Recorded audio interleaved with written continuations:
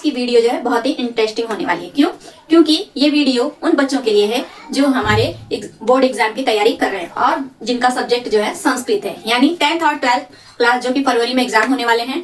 और आप लोग जो है यूट्यूब पे सर्च करेंगे कि संस्कृत का कोई ऐसा लेक्चर मिल जाए किसी का जिसमें जो है हम देख ले तो सफिशिएंट हो जाए। ठीक है, तो आज की वीडियो भी इसी तरह की है। तो चलिए शुरू करते हैं। और मैं आप लोगों को बता देना चाहती हूँ कि आप लोगों को डीपली देखना होगा तो मेरी लॉन्ग वीडियो जाके आप लोग अच्छे से देख लीजिएगा। मैं यहाँ पे सिर्फ मोटा मोटा बताऊंगी, जो मतलब कहते हैं कि एक नजर डालना, उस तरह का बताऊंगी संधि। और आपको बेसिक से भी नहीं मालूम है, उस संधि में कुछ भी नहीं जानते हैं आप, तो आपको यहाँ पे सब कुछ जो है शॉर्टकट तरीका में सब कुछ थोड़ा थोड़ा हर चीज जो है हम लोग टच करते हुए आगे निकलेंगे। तो वीडियो को पूरा देखिएगा और संस्कृत को सरलतम रूप से सीखना है तो मेरे साथ जरूर जुड़िएगा। तो चलिए आप लोगों का समय ना लेते हुए मैं स्टार्ट करती हूँ संधि। ये संधि जो है उन्हीं बच्चों के लिए है रिफर, वैसे तो हर क्लास के लिए है, लेकिन मेरा जो बेस जो है बोर्ड एग्जाम की जो तैयारी कर रहे हैं बच्चे और संस्कृत सब्जेक्ट लिए हैं उनके लिए, उनको ध्यान में रख के मैंने बनाया है। ठीक है, संधि। सबसे पहले तो संधि शब्द क्या होता है? संधि शब्द को जो है हम किससे रिलेट करते हैं? जुड़ना, मिलना और जुड़ना, मिलना और किससे करते हैं? योग। अब यहाँ पे क्या चीज जुड़ता है? बात आती है क्या जुड़ता है? शब्द जुड़ता है कि वाक्य जुड़ता है कि वर्ण जुड़ता है? तो संधि हमेशा जो है वर्णों के बीच होती है। हमें क्या ध्यान रखना है कि संस्कृत में या हिंदी में ही संधि जब भी होती है तो वर्णों के बीच होती है। तो वर्णों के बीच जो संधि होती है उसमें जो विकार होता है यानी जो परिवर्तन होता है उसे ही हम क्या कहते हैं? संधि करते हैं। तो दो वर्णों का आपस में मिलना ही हमारा क्या कहलाता है? संधि कहलाता है। ठीक है, ये तो हो गई हमारी मोटी मोटी बात। फिर दूसरा है कि संधि किसमें होती है ये भी पूछा जाता है, तो हम क्या बताएंगे? वर्णों में होती है। संधि किसमें होती है? वर्णों में होती है। ठीक है, जो शब्द होता है, अब इसमें हमें और क्या ध्यान देना है कि जो हमारा संधि में, यदि आप लोग जानते होंगे, दो पद होता है। क्या होता है? एक होता है प्रथम पद और दूसरा क्या होता है? द्वितीय पद। ठीक है, इसे हम उत्तर पद भी कहते हैं। क्या कहते हैं? उत्तर पद भी कहते हैं। ठीक, और प्रथम पद को हम क्या कहते हैं? पूर्व पद भी कहते हैं। ठीक है, अब जैसे हमारा संधि, हमें सबसे पहले बात ये ध्यान रखनी है कि संधि कहाँ होगी? वर्णों में होगी। ठीक है, शब्दों में नहीं होगी, पदों में नहीं होगी, वाक्यों में नहीं होगी, किसमें होगी? वर्णों में होगी। और दो वर्णों का आपस में मिलना ही क्या कहलाता है? संधि कहलाता है। संधि में दो पद होते हैं, एक होता है प्रथम पद या पूर्व पद, दूसरा होता है द्वितीय पद या उत्तर पद। ठीक है, दोनों में। अब जैसे हमारा शब्द है रमेश, तो रमेशा को जब हम टुकड़ा करते हैं तो क्या आता है बनके? रमाधन ईशः। ठीक है, और ये संधि में हमें क्या ध्यान रखना है? तीसरी बार कि संधि में संधि कहाँ होगी? जो पहला पद होगा उसका आखिरी वर्ण रहेगा। ठीक, और जो दूसरा पद होगा उसका कौन सा वर्ण होगा? पहला वर्ण होगा। ठीक है, इस म के साथ क्या जुड़ा है? आ जुड़ा है। ठीक है, और ई क्या है? ये हमारा स्वर वर्ण है। ठीक है, अब ये आ और ई मिला तो क्या बन गया? हमारा ए बन गया। ठीक, और जब हम रमेशा लिखते हैं तो देखिए रमाधनीशा, ये जो म है विकार होके अ और ई मिलके क्या बना है? ए बना है। वर्ण कौन सा था? आ, और इधर का वर्ण क्या था? ई। दोनों शब्द तो रमा है, इधर का शब्द जो है ईशा है, लेकिन संधि किसमें हुई है? वर्णों में हुई है। रमा का जो आखिरी वर्ण है वो लिया गया है और ईशा का जो पहला वर्ण है वो लिया गया है। ठीक है, तो हमें इतना ध्यान रखना कि दो पद जो होता है संधि में, तो पहले पद का आखिरी वर्ण लेंगे। कौन सा लेंगे? आखिरी। और द्वितीय पद का पहला वर्ण लेंगे। ठीक, इन्हीं दोनों के बीच क्या होती है? संधि होती है। यानी जो सबसे निकटतम वर्ण होंगे प्रथम पद और द्वितीय पद में, उन्हीं शब्दों, उन्हीं वर्णों के बीच ही हमारा क्या होगा? संधि होगी। इतनी बात क्लियर हो गई आप लोगों की? ठीक है, जिसे बिल्कुल भी संधि नहीं आती हो वो भी जो है इस वीडियो को देखेगा तो अच्छे से समझ जाएगा। और आप लोग जो है चैनल पे पहली बार आए हैं, जब वीडियो आप लोगों को अच्छी लगे तो जरूर जो है सब्सक्राइब, लाइक, शेयर, कमेंट जरूर करिएगा, ताकि ये वीडियो मेरी उन बच्चों तक भी पहुंचे जिन बच्चों को इसकी जरूरत है। ठीक है, अब इतना तो हम जान गए कि संधि क्या है? जुड़ना, मेल भी कहते हैं, योग भी कहते हैं, मिलना भी कहते हैं। तो दो वर्णों का मिलना ही, सरल भाषा में दो वर्णों का मिलना ही क्या कहलाता है? संधि कहलाता है। ठीक, उसमें दो पद होते हैं, एक पद जिसे पूर्व पद कहा जाता है, दूसरा पद जिसे हम उत्तर पद कहते हैं। तो संधि कब होगी? जो प्रथम वर्ण हो, पद होगा या शब्द होगा उसका आखिरी वर्ण होना चाहिए, और जो दूसरा पद है यानी उत्तर पद का जो पहला वर्ण है शब्द का वो लिया जाएगा। तो संधि कहाँ होती है? वर्णों के बीच होती है। इतनी बात क्लियर हो गई आप लोगों को? अब चलिए जानते हैं मोटी मोटी बातें। तो आप लोग जान गए कि संधि किसमें होगी, कैसे होगी, क्या होगा। ठीक, अब हम पढ़ते हैं कि संधि, संधि जो है हमारी, संधि जो है संस्कृत में जब इसके प्रकार पूछा जाएगा तो तीन होता है। कितना होता है? तीन। कौन कौन सा? एक आता है हमारा स्वर संधि। ठीक है, संस्कृत में जब भी संधि की बात आएगी तो संधि बराबर कितना होता है संस्कृत में? तीन। किसमें? संस्कृत में। कौन कौन सा? एक है हमारा पहला स्वर संधि, क्या है? स्वर संधि, ठीक। दूसरा है हमारा व्यंजन संधि, ठीक है, व्यंजन संधि। और तीसरा क्या आता है हमारा? विसर्ग संधि। तीसरा कौन सा है? विसर्ग संधि। कितने लोगों को पता है विसर्ग संधि? तो अब ये तो हो गया कि संस्कृत में कितनी संधियां होती हैं? 3 होती हैं, स्वर संधि, व्यंजन संधि, विसर्ग संधि, ठीक। इतनी बात क्लियर हो गई।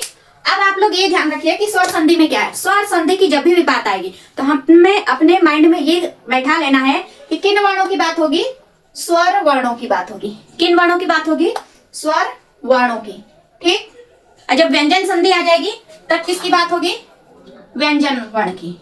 यानी स्वर संधि में स्वर वर्णों की प्रधानता रहेगी, व्यंजन संधि में व्यंजन वर्णों की प्रधानता रहेगी। बचा क्या हमारा? विसर्ग संधि। इसमें जो है दोनों रहेंगे, लेकिन पहला जो पॉइंट है वो हमारा जो है विसर्ग रहेगा, इतना ध्यान रखना, ठीक है। स्वर संधि में स्वर वर्ण काम करेगा, व्यंजन संधि में व्यंजन वर्ण की प्रमुखता रहेगी और विसर्ग में विसर्ग की प्रमुखता रहेगी, ठीक। ये जो है हमारा बिल्कुल कह लीजिए सबसे इजीली तरीका, अपने माइंड में जो है संधि जो है सेटअप करने के लिए सबसे इजी तरीका यही है कि स्वर संधि में स्वर वर्ण काम करेगा, व्यंजन संधि में व्यंजन वर्ण काम करेगा। स्वर वर्ण भी रहेगा लेकिन मुख्यतः किसकी रहेगी? व्यंजन वर्ण की रहेगी। अब विसर्ग संधि में मुख्यतः क्या है? विसर्ग का मेन रोल रहेगा, ठीक है। बाकी जो स्वर और व्यंजन क्या है? अप डाउन होते रहेंगे, ठीक है। यानी उनका भी सहयोग रहेगा लेकिन मेन क्या है? विसर्ग का रहेगा। इसीलिए विसर्ग के आधार पे ही विसर्ग संधि नाम पड़ा है। और ये व्यंजन संधि व्यंजन वर्णों के आधार क्या की वजह से ही व्यंजन संधि पड़ा है। स्वर संधि स्वर वर्णों की आधारभूत होने की वजह से स्वर संधि पड़ा है। इतनी बात क्लियर हो गई। अब चलिए जानते हैं कि जो स्वर संधि है, संस्कृत में संधियां कितनी होती है? तो संस्कृत में संधियां 3 होती हैं, स्वर संधि, व्यंजन संधि, विसर्ग संधि। स्वर संधि में स्वर वर्णों की प्रधानता होती है, व्यंजन संधि में व्यंजन वर्णों की प्रधानता होती है और विसर्ग संधि में विसर्ग की प्रधानता होती है। ये जो है अपने माइंड को जो है बता दीजिए, ठीक। अब क्या है कि जो स्वर वर्ण होगा, स्वर संधि होगी, उसमें जो पहला पद होगा उसका आखिरी वर्ण क्या होना चाहिए? स्वर वर्ण होना चाहिए, ठीक। और जो दूसरा पद है यानी जिसे हम उत्तर पद कहते हैं, उसका पहला वर्ण क्या होना चाहिए? स्वर वर्ण होना चाहिए। तब हमारा क्या बन जाएगा? स्वर संधि, ठीक है। इतनी बात आपको समझ में आ गई। अब जैसे देख लीजिए रमाधन ईशा, अब इस रमा में अ क्या है? स्वर वर्ण है। ई क्या है? ये भी स्वर वर्ण है, ठीक है। और दोनों बने तो क्या बना? स्वर वर्ण ही बना, ठीक है। तो रमा का आ, म में जो आ का मात्रा लगा है वो, और ई क्या है? दोनों क्या है? स्वर वर्ण है। तो स्वर वर्ण की प्रधानता है ना, तो स्वर वर्ण मिलके स्वर वर्ण ही बनाएगा। ये भी बात याद रखनी है कि जब दोनों स्वर वर्ण बनेंगे तो वो स्वर वर्ण ही बनाएंगे। तो वो किसमें चला जाएगा? हमारा स्वर संधि में चला जाएगा, ठीक है। अब आ जाते हैं कि व्यंजन संधि। व्यंजन संधि में हमें दो कंडीशन आती है। व्यंजन संधि में 2 कंडीशन आती है, लेकिन जो हमारा पहला पद है उसका जो आखिरी वर्ण है वो ही जो है मुख्य रोल अदा करता है।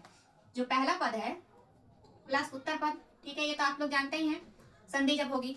अब व्यंजन संधि में एक तो रहेगा कि पहला जो है, पहली कंडीशन क्या रहेगी कि जो पहला पद है उसका आखिरी वर्ण क्या है? व्यंजन वर्ण रहेगा। फिर जो है दूसरा पद जो है उत्तर पद, उसका जो पहला वर्ण है वो भी व्यंजन रहेगा, ठीक है। यानी पहली कंडीशन क्या जाती है कि व्यंजन वर्ण प्लस व्यंजन वर्ण बराबर क्या हो जाएगा? हमारा व्यंजन संधि, ठीक। दूसरी कंडीशन इसमें क्या आ जाएगी कि ये जो दूसरा पद है यहाँ पे ऑप्शनल स्वर वर्ण भी हो सकता है, ठीक है। व्यंजन संधि में हमें ये ध्यान रखना है कि जो पहला पद है उसमें व्यंजन वर्ण हर हाल में रहेगा। तो मुख्यता किसकी देखी जाएगी? पहले पद की। यदि पहले पद में आखिरी वर्ण स्वर वर्ण है तो वो स्वर संधि में चला जाएगा। अब पहले पद का आखिरी वर्ण यदि व्यंजन है तो वो किसमें चला जाएगा? व्यंजन संधि में चला जाएगा। अब पहले पद का आखिरी वर्ण में यदि विसर्ग लगा है तो वो किसमें चला जाएगा? विसर्ग संधि में चला जाएगा, ठीक है। तो पहला पद जो है व्यंजन वर्ण प्लस व्यंजन वर्ण रहेगा तो व्यंजन संधि हो जाएगी, ठीक। दूसरी कंडीशन क्या हमारी बनती है? ये तो हमारी व्यंजन संधि में पहली कंडीशन बनती है कि पहला जो पद होगा उसका आखिरी वर्ण व्यंजन वर्ण होना चाहिए और दूसरा जो पद है उसका पहला वर्ण यदि व्यंजन है तो भी वो व्यंजन संधि में जाएगा, ठीक। दूसरी कंडीशन में क्या है कि जो पहला पद है उसका आखिरी वर्ण व्यंजन वर्ण होना चाहिए, लेकिन यदि दूसरे पद में यानी उत्तर पद में पहला वर्ण स्वर वर्ण भी हो सकता है, ठीक। ये कंफ्यूजन जो है क्रिएट मत करिएगा आप लोग। मेन जो है पहला जो पद होगा उसमें जो है अंत में जो वर्ण होगा वो संधि उसमें चली जाएगी। स्वर वर्ण है तो स्वर संधि में चला जाएगा, व्यंजन वर्ण है पहले वर्ण के अंतिम उसमें तो व्यंजन वर्ण में चला जाएगा, और यदि विसर्ग लगा है तो किसमें चला जाएगा, विसर्ग संधि में चला जाएगा। ठीक है, तो भी हमारा क्या हो जाएगा, व्यंजन संधि। तो व्यंजन संधि की दो कंडीशन है कि पहले पद में का जो आखिरी वर्ण है वो व्यंजन वर्ण होगा, प्लस दूसरे पद का जो है व्यंजन वर्ण होगा तो भी व्यंजन संधि है। बस इस व्यंजन जो दूसरा पद है उसमें बदल सकता है, व्यंजन और स्वर में से कोई हो सकता है। ठीक है, अब जैसे हमारा उदाहरण है सप्तजन, क्या है, सप्त धन जन। अब इसमें देखिए त क्या है, व्यंजन वर्ण है, ये जो त है व्यंजन वर्ण है, ये भी व्यंजन वर्ण है, और हमारा शब्द क्या बन जाता है, सज्जन। आया क्या, व्यंजन वर्ण ही आया। ठीक, ये हो गया।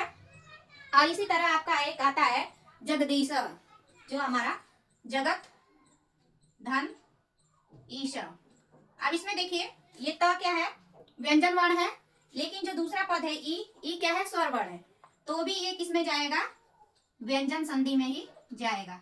ठीक है, मेन जो है हमें पहले पद का आखिरी वर्ण पे ध्यान देना है। ठीक है, पहले पद का जो आखिरी वर्ण होगा वो डिसाइड करेगा कि वो किस में जाएगा, स्वर संधि में जाएगा कि व्यंजन में जाएगा कि विसर्ग में जाएगा। ठीक है, इतनी बात क्लियर हो गई आपको। विसर्ग संधि में क्या है, इसका देखिए कि जो पहला पद होगा, पहला पद में क्या होना चाहिए, विसर्ग होना चाहिए, यानी विसर्ग प्लस स्वर वर्ण भी हो सकता है। और दूसरी कंडीशन क्या रहेगी कि पहले पद का जो अंतिम वर्ण होगा उसमें विसर्ग लगा होगा, और यहाँ पे जो दूसरा पद है वहां व्यंजन वर्ण भी हो सकता है। दोनों कंडीशन बनेगी तो वो किसमें चला जाएगा, हमारा विसर्ग संधि में। ठीक है,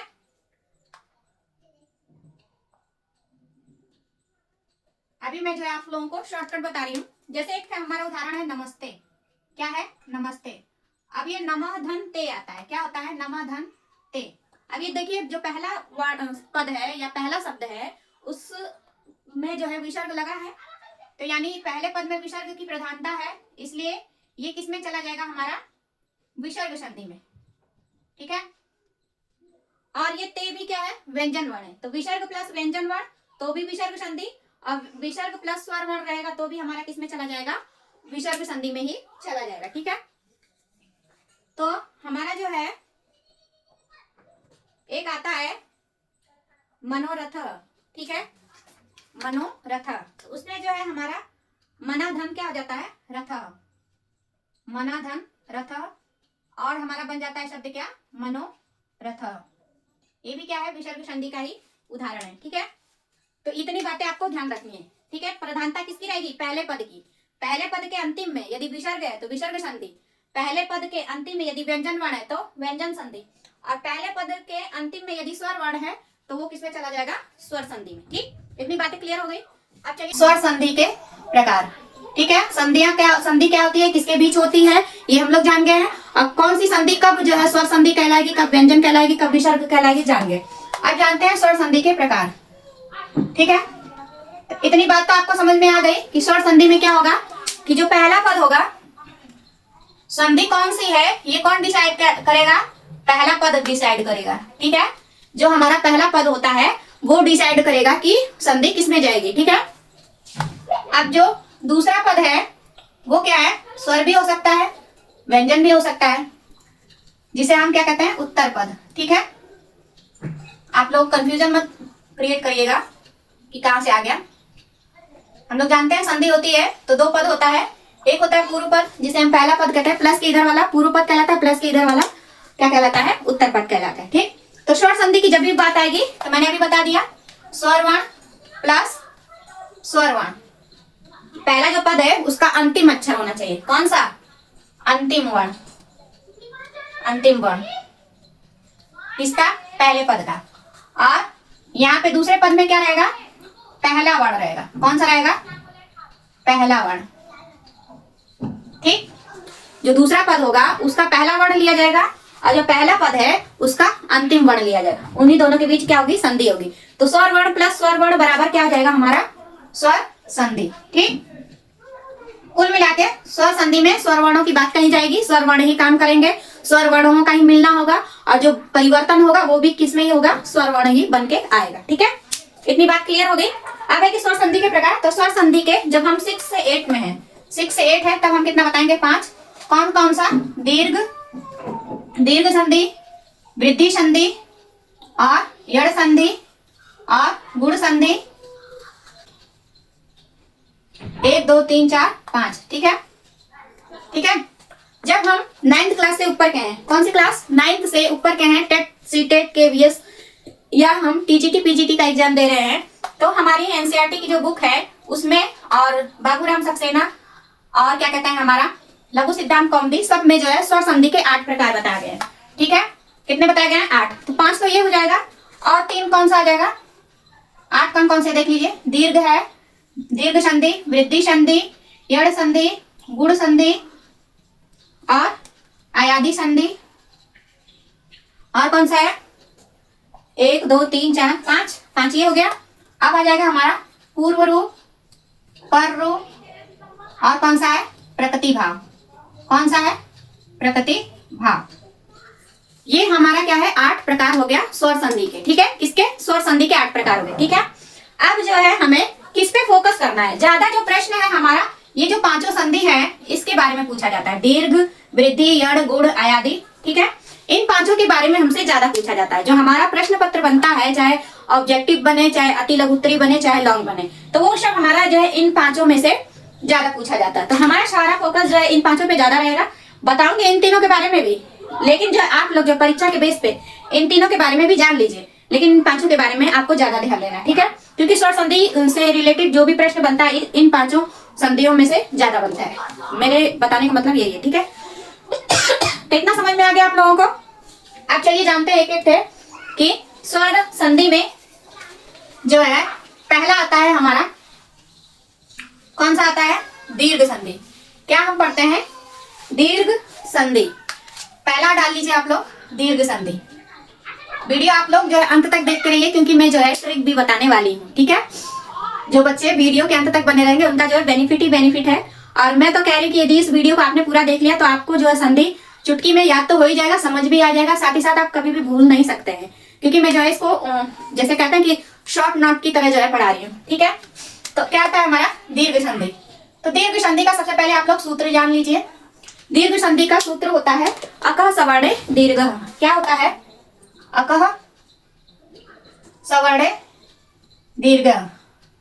सबसे पहले आप लोगों को यदि डीपली जानना है तो मेरी लॉन्ग वीडियो जाके आप लोग जरूर देख लीजिएगा। ठीक है, यहाँ पे मैं सिर्फ मोटा मोटा बताऊंगी। अब इसमें देखिए जो अक है ये क्या है, एक प्रत्याहार है। क्या है, प्रत्याहार है, जिसमें कौन कौन से वर्ण आते हैं, अ, ई, उ, ड़ नहीं रहेगा, ड़ क्या है, इत संज्ञक वर्ण है, आ, ई, उ, रे, रे, क। तो क भी क्या है, इत संज्ञक वर्ण है, तो उसे भी हम नहीं लिखेंगे। ये जो 5 वर्ण है यही काम करेंगे। फिर क्या है, सवर्ण है। सवर्ण का मतलब क्या है, समान वर्ण। क्या है, समान वर्ण। ये जो सवर्ण है इसका मतलब क्या हो गया, समान वर्ण। और क्या हो जाएगा, दीर्घ संधि में चला जाएगा। ठीक है, कहने का मतलब है कि जब समान वर्ण आएगा, जैसे अ है तो अ आना चाहिए, जो पहला पद है उसमें भी अ होना चाहिए, जो दूसरा पद है उसमें भी अ होना चाहिए। अब लेकिन कंडीशन बस इतनी है कि बड़ा अ छोटा अ हो सकता है। ठीक है, इतना ध्यान रखना है। लेकिन अ प्लस ई नहीं हो सकता, अ प्लस उ नहीं हो सकता। उ है तो उ ही होना चाहिए, चाहे बड़ा उ हो चाहे छोटा उ। ई है तो ई रहेगा, री है तो री रहेगा, री है तो री रहेगा। ठीक है, तो ज्यादा जो एग्जाम्पल हमारा जो है अ ई उ, अरे अ ई उ री, इसका जो है ज्यादा बनता है। री पे जाए, री का जो एग्जाम्पल है वो हमारा टीजीटी बेस पे ज्यादा पूछा जाता है। ठीक है, तो चलिए देखते हैं। पहला है हमारा, यदि चाहे अ रहे चाहे आ रहे, पहला पद जो है उसका अंतिम वर्ण क्या होना चाहिए, अ रहे चाहे आ रहे, बनेगा क्या हमारा, आ बनेगा। क्या बनेगा, आ। अब इसका उदाहरण देखिए, मैं एक एक उदाहरण बताऊंगी, क्योंकि ज्यादा बताऊंगी तो वीडियो बहुत ज्यादा लंबी हो जाएगी। जैसे हमारा उदाहरण है हिमालय। क्या है, हिमालय। ठीक है, अब इसको हम तोड़ेंगे तो हिम धन आलय। ठीक है, अब यहाँ पे अ आएगा। मैंने वर्णों को तोड़ के भी जो है बता रखी हूँ लॉन्ग वीडियो में, उसको आप लोग जरूर देख लीजिएगा। हिम धन आलय। अब यहाँ पे देखिए छोटा अ है, यहाँ पे क्या है, बड़ा आ है। ये दोनों अ मिलके क्या बन गए, आ बन गए। समान वर्ण है, बड़ा छोटा सा नहीं, मतलब समान है ना, अ है, इधर भी अ है, इधर भी अ है, बस फर्क क्या है, इधर बड़ा अ है, इधर क्या है, छोटा अ है। लेकिन बनेगा क्या हमारा, आ। यानी बड़ा छोटा भी मिलके बनेगा, चाहे बड़ा बड़ा रहे चाहे छोटा छोटा रहे, बनेगा क्या हमारा, दीर्घ वर्ण बनेगा। यानी अ का दीर्घ वर्ण क्या है, आ है। ठीक, तो ई का दीर्घ वर्ण बड़ी ई है, उ का दीर्घ वर्ण बड़ा उ है, री का री है। ठीक है, और री का जो है हिश जो है तो बनता है, दीर्घ नहीं बनता है, तो उसमें जो है एक वार्तिक है, उससे जो है हमारा री की जगह री का प्रयोग हो जाता है। ठीक है, तो उसके बारे में आप लोग ज्यादा ध्यान मत दीजिए, क्योंकि वो री वाला जो है हमारा टीजीटी बेस पे ज्यादा पूछा जाता है। हाँ, 9th 10th और इंटर में उतना नहीं पूछा जाता है। तो ये हो गया हमारा आ का उदाहरण। ठीक है, इतना बात समझ में आ गया कि पहले पद का अंतिम वर्ण और दूसरे पद का पहला वर्ण। ठीक है, अब इसी तरह हमारा आ जाता है ई रहे चाहे छोटी ई रहे चाहे क्या रहे बड़ी ई रहे, बनेगा क्या हमारा ई बनेगा। ठीक है, अब इसका एग्जांपल ले लेते हैं। जैसे इसका एग्जांपल है हमारा रविंद्र, तो रवि धन इंद्र पढ़ते हैं ना हम लोग, या कपीशा हो गया, गिरीशा हो गया, ये सब सारे उदाहरण किसके हैं, ई करांत वाले हैं। तो वह में देखिए छोटी ई की मात्रा है, इसको जब रवि को तोड़ेंगे तो अंत में हमारा ई निकल के आएगा, और ये जो ई है ये क्या है, छोटी ई है। तो दोनों जो है ई प्लस ई मिलके दीर्घ हो जाएगा, क्या बनेगा, बड़ी ई। अब यहाँ वह पे देखिए छोटा जो है वह पे छोटी ई की मात्रा है, लेकिन जब शब्द बनेगा संधि होके तो क्या बन जाएगा, हमारा दीर्घ बन जाएगा।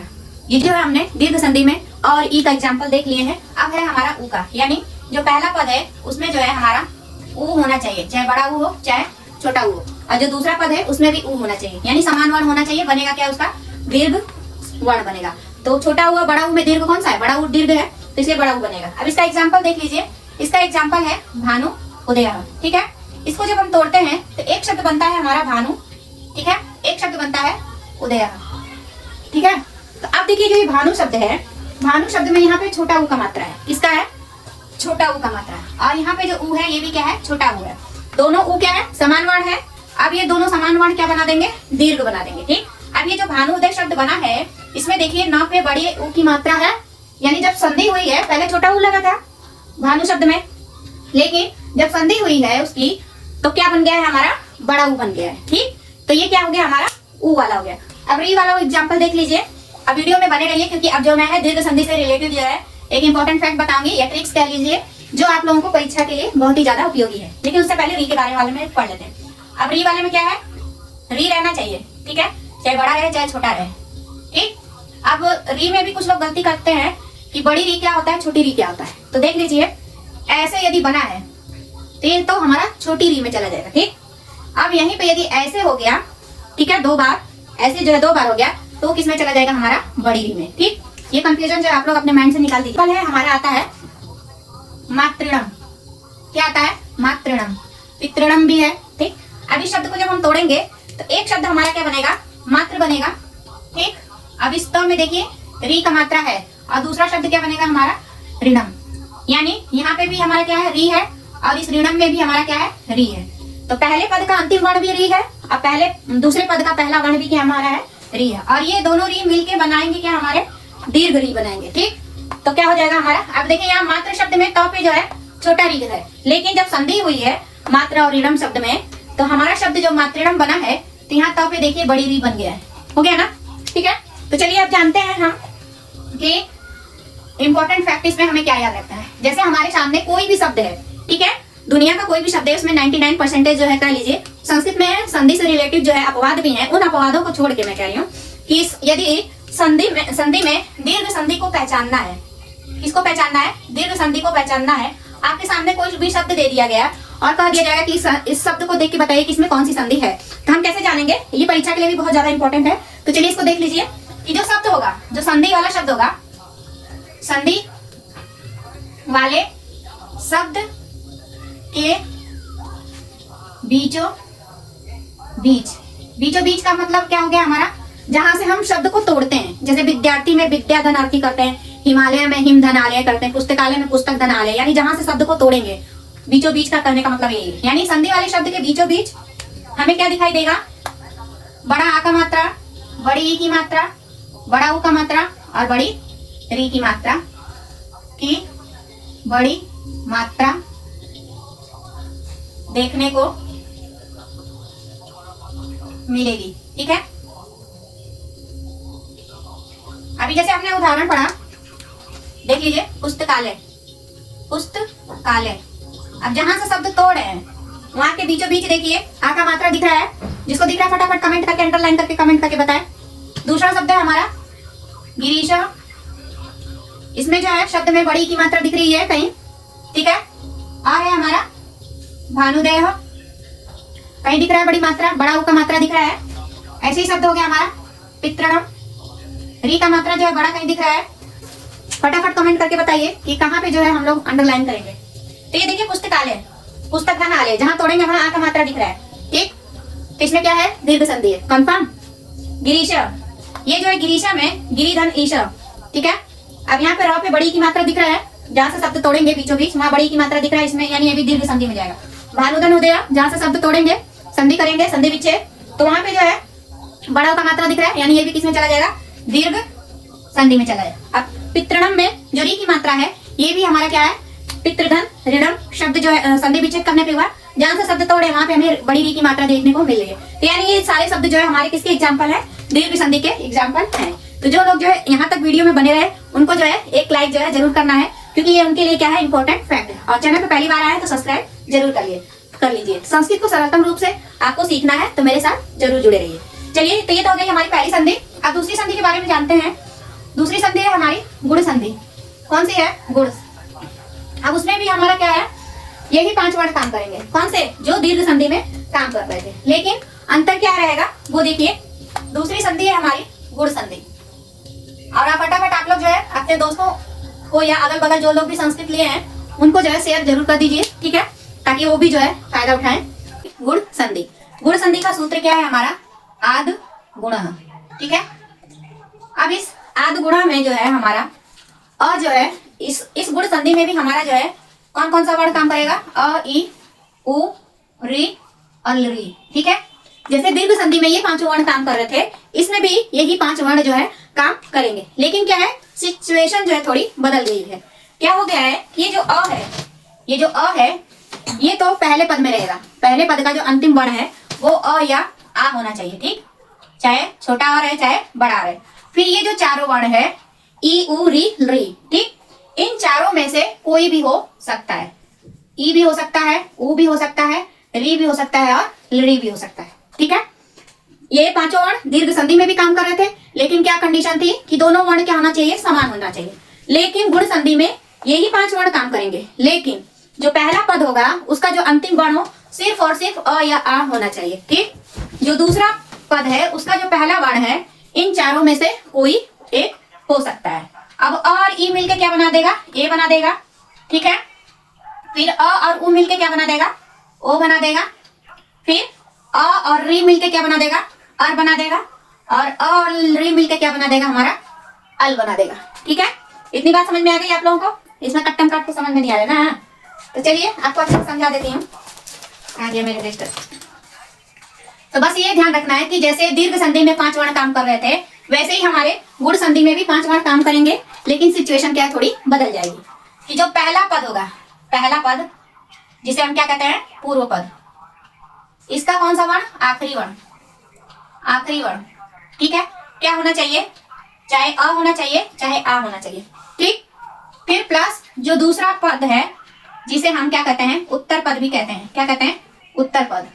इसका कौन सा वर्ण रहेगा, पहला वर्ण रहेगा। कौन सा वर्ण रहेगा, पहला वर्ण रहेगा। और उस पहले वर्ण में क्या क्या हो सकता है, ई होना चाहिए, चाहे उ चाहे री या ली, ये होना चाहिए, ठीक। अब बनेगा क्या हमारा, अ प्लस आ के बाद यदि ई आ रहा है तो क्या बनेगा, हमारा ए बनेगा, ठीक। और फिर हमारा जो पहला पद है उसमें अ या आ तो होना ही चाहिए, लेकिन यदि दूसरे पद में, आपको यहां से समझा देती हूँ, ये जो प्लस है प्लस नीचे प्लस कर लीजिए, ई क्या बनाएगा, हमारा ए बनाएगा, ठीक। इसका एग्जांपल क्या है, रमेश, रमाधन ईशा। उदाहरण भी बता दो, रमाधन ईशा क्या हो जाएगा, हमारा रमेश। अभी हमारा जो है पहला पद में यदि अ आ के बाद ई रहता है दूसरे पद का पहला वर्ण, तब तो हमारा ए बनेगा, रमाधन ईशा रमेशा हो जाएगा, ठीक। फिर यदि पहला जो पद है उसका आखिरी वर्ण अ या आ हो, और लेकिन जो दूसरा पद है उसका पहला वर्ण यदि उ आ गया तो क्या बन जाएगा, वो ओ बन जाएगा, ठीक। हितो उपदेश पढ़ते हैं हम लोग, क्या पढ़ते हैं, हितो उपदेश। अब इसको जब तोड़ेंगे तो एक शब्द बन जाएगा हित और एक बन जाएगा उपदेश, उपदेश, ठीक है। अब हितों में, हित में त में क्या है, अ जुड़ा है, क्योंकि संस्कृत में क्या है, व्यंजन वर्ण अर्धमात्रिक होते हैं, यानी पूरा है तो उसके साथ अ क्या है, जुड़ा हुआ है। तो यहाँ पे त में अ है, ठीक। और ये जो उ है, जो दूसरा पद है उ है, तो अ और उ मिलके क्या बना दिया, हमारा ओ बना दिया, और शब्द क्या बन गया, हमारा हितो उपदेश, ठीक। इसकी भी ट्रिक हम लोग जानेंगे, तो इसको भी आप लोग जो है अंत तक बने रहिए। तो 2 तो ये हो गया। अब हमारा री और री का भी देख लीजिए। तो गुण संधि और दीर्घ संधि में हमारे जो है 5 स्वर वर्ण काम करेंगे। ठीक, अब पहले वर्ण में यदि अ या आ है, फिर प्लस जो दूसरा पद है उसका पहला वर्ण क्या होना चाहिए, री होना चाहिए। चाहे दीर्घ ई री हो चाहे ह्रस्व री हो, बनेगा क्या हमारा, अर बनेगा। क्या बनेगा, अर बनेगा। अब देखिए इसका उदाहरण आप लोग पढ़े होंगे, देवर्षि। क्या पढ़े हैं, देवर्षि, या फिर वर्षा ऋतु, बसंत ऋतु, ये पढ़े हैं ना। ये सारे उदाहरण किसके हैं, इसी के हैं। अब इस देवर्षि शब्द को जब हम तोड़ते हैं तो एक शब्द बनता है हमारा देव, अवा में हमारा अ आ गया, और यहाँ पे दूसरा शब्द क्या बन गया हमारा, ऋषि। ठीक है, तो देव का वा में अ जुड़ा है, क्योंकि व्यंजन वर्ण संस्कृत में क्या होते हैं, अर्धमात्रिक होते हैं, और जब उन्हें स्वर वर्ण है, यदि यहाँ पे हलंत लगा रहता है वा में, तब तो वो क्या है, शुद्ध व्यंजन होता। लेकिन यहाँ पे पूरा व है, यानी इसमें अ स्वर क्या है, जुड़ा हुआ है। ठीक, तो वा में अ आ जाएगा, और ये जो री है यहाँ पे, ये री जुड़ जाएगा, तो यानी अ और री मिलके क्या बन गया हमारा, अर बन गया।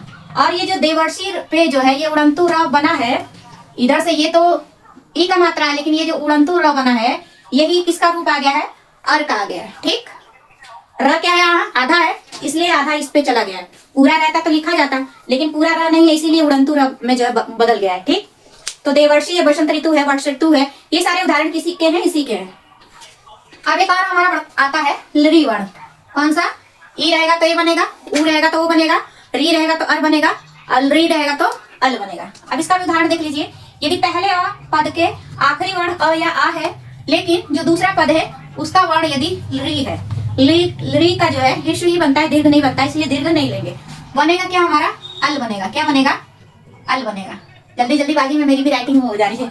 तब देखिए इसका उदाहरण क्या है, हम पढ़ते हैं तवल कारह। क्या पढ़ते हैं, तवल कारह।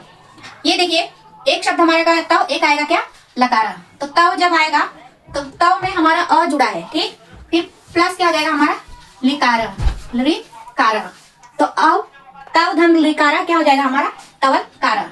ये जो व में अ है और ये जो री है, ये दोनों जुड़ के हमारा क्या बन गया है, अल बन गया है। और ये ल क्या है, आधा है, इसीलिए यहाँ पे तवल कारा में ल देखिए आपको आधा देखने को मिल रहा है। ठीक है, ल पे हलंत है, यानी ये जो ल है यहाँ पे आधा रूप है, तो इसलिए ल को यहाँ आधा लिखा जाता है, पूरा नहीं लिखा जाता है। ठीक है, इस बात का भी ध्यान आप लोग देख लीजिए। अब चलिए जो लोग वीडियो को यहाँ तक देखे हैं उनको जो मैं एक वो दे दूं, इंपॉर्टेंट फैक्ट या कह लीजिए टिप्स, जो कि आप लोगों के परीक्षा के लिए बहुत ही ज्यादा यूजफुल रहेगा। तो गुण संधि का इंपॉर्टेंट फैक्ट क्या है, ठीक है, राइटिंग पे ध्यान ना दीजिएगा आप लोग, ठीक है, ज्ञान पे ध्यान दीजिएगा कि जब जो संधि वाला शब्द होगा, कौन सा, संधि वाला, या लिख लीजिए संधि वाले शब्द में हमें ए की मात्रा जैसे ऐसे, ठीक है, ओ की मात्रा जैसे ऐसे, ठीक है, और री की मात्रा इसमें जो है उड़ंतु र के रूप में रहेगा। ठीक है, और लरी का क्या है, आधा ल रहेगा। ठीक है, क्या रहेगा, आधा ल। संधि वाले शब्द में हमें ए ओ री की मात्रा देखने को मिलेगी। ठीक है, क्या मिलेगी कि संधि वाले शब्द में हमें ए ओ री अल की आधा ल जो है मात्रा देखने को मिलेगी, या शब्द देखने को मिलेगा। देखिए इसका उदाहरण बता देती हूँ। जैसे हम लोग पढ़ते हैं महेश, देखिए जहां से हम शब्द तोड़ते हैं महाधनीश, ए का मात्रा दिख रहा है। ठीक है, ऐसे ही हमारा शब्द क्या पढ़े हैं अभी उदाहरण हम, हितो उपदेश, इसमें भी देखिए त पे ओ का मात्रा दिख रहा है जहां पे हम शब्द तोड़ेंगे। फिर ऐसे ही क्या पढ़े हम लोग, देवर्षि में हमारा उड़ंतुरा जो है री का उड़ंतुरा बन गया है। ठीक, अर बना है। ठीक, और हमारा क्या है उदाहरण था, तवल कारा। री का जो है उदाहरण बहुत कम मिल रहा है। यहाँ ऋषि में उड़ंतुरा के रूप में री का मात्रा दिख रहा है, हितोपदेश में त पे जो है वो का मात्रा दिख रहा है, महेशा में हमारा जो है ए का मात्रा देखने को मिल रहा है। ये जो शब्द है महेश, इसमें ए का मात्रा दिख रहा है, हितोपदेशम है, इसमें त पे ओ का मात्रा दिख रहा है। देवर्षि में देवधन ऋषि जो र है, री है, वो किसमें बदल गया है, उड़ंतु र में। क्यों, अर बन रहा है, तो अर में जो र है पूरा नहीं है, आधा है, इसलिए ये ऊपर चला गया। ऐसे ही री जब जुड़ा है तो अल बना है, उसमें जो ल है पूरा नहीं बना है, आधा बना है, इसलिए आधा लिखाया है। ठीक है, तो आई होप जो है आप लोगों को गुण संधि भी समझ में आ गई होगी। अब हम जानते हैं वृद्धि संधि। अब हमारा तीसरा संधि आता है वृद्धि संधि। ये कह लीजिए कि आप लोगों के लिए क्या है, संधि का जो है मैराथन तैयार हो रहा है, समझ लीजिए। ठीक है, आप लोग यदि संस्कृत बिल्कुल नहीं पढ़े, संधि बिल्कुल नहीं समझ में आते, तो मेरी ये वीडियो देख के आप लोग परीक्षा में जरूर जाइए। इससे जो है आप लोगों को जो है, मैं तो अपनी तरफ से कोशिश करूँ कि आप लोगों का जो है अच्छे से समझ में आ जाए। आप लोग जो है मेरी इस वीडियो को देख के जितना नंबर है वो मिल जाए आप लोगों को। पहला पद में क्या होना चाहिए, अ या आ होना चाहिए। जो दूसरा पद है उसमें ए हो चाहे अय हो, और बनेगा क्या हमारा, ये बनेगा। ठीक है, तो चलिए इसका उदाहरण देख लीजिए। एक उदाहरण है हमारा सदैव। कौन सा है, सदैव। अब इस सदैव शब्द को जब हम तोड़ते हैं तो एक शब्द बनता है हमारा सदा, एक बनता है एव। ठीक है, अब वृद्धि संधि है, कैसे पता करेंगे कि जो पहला वर्ण है, पहला पद है, उसमें अ या आ होना चाहिए। तो यहाँ पे क्या है, द में आ का मात्रा लगा है, यानी ये वाला वर्ण है। फिर क्या है, दूसरा जो पद है उसमें हमारा ए होना चाहिए, तो यहाँ पे ए है। अब अ और ए मिलेगा तो क्या बना हमारा, आय बना। ठीक है, और शब्द यहाँ पे द पे देखिए आय का मात्रा आपको देखने को मिल रहा है, तो नहीं है, मतलब इजी है उन दोनों की अपेक्षा। जो पहला पद हो गया उसमें अ या आ होना चाहिए, और जो दूसरा पद है उसमें कौन सा वर्ण आना चाहिए हमारा, ओ आय चाहे अ आय। अब बनेगा क्या हमारा, अ बनेगा। ठीक है, यानी वृद्धि संधि में हमारा आय और अ का मात्रा बस रहेगा, इतना ध्यान रखना है। ठीक, तो इसका उदाहरण देख लीजिए। एक है हमारा उदाहरण जलोघ। क्या है, जलोघ। अब इसमें देखिए, इसको जब हम तोड़ते हैं एक शब्द बनता है हमारा जल और एक शब्द बनता है ओघ। ठीक है, अब यहाँ पे जल में अ और ये ओ मिलके क्या बन गया हमारा, और ओ मिलके क्या बन गया, अ बन गया। तो यहाँ पे ला पे देखिए संधि में अ का मात्रा है, तो पहले पद में अ या आ होना चाहिए, है अ। दूसरे पद में ओ होना चाहिए, तो ओ है तो क्या बनेगा, ओ ही बनेगा। वृद्धि संधि में सबसे सरल तरीका क्या है, चाहे ए बनेगा चाहे अ बनेगा, इतना ध्यान रखना है। ठीक, तो जितने भी अय और अ वाले उदाहरण रहेंगे सब किसमें चले जाएंगे, वृद्धि संधि में चले जाएंगे। तो चलिए इसकी भी इंपॉर्टेंट जो है फैक्ट को जान लेते हैं। तो इसका इंपॉर्टेंट फैक्ट क्या बन जाएगा कि जो संधि वाला शब्द होगा, ठीक है,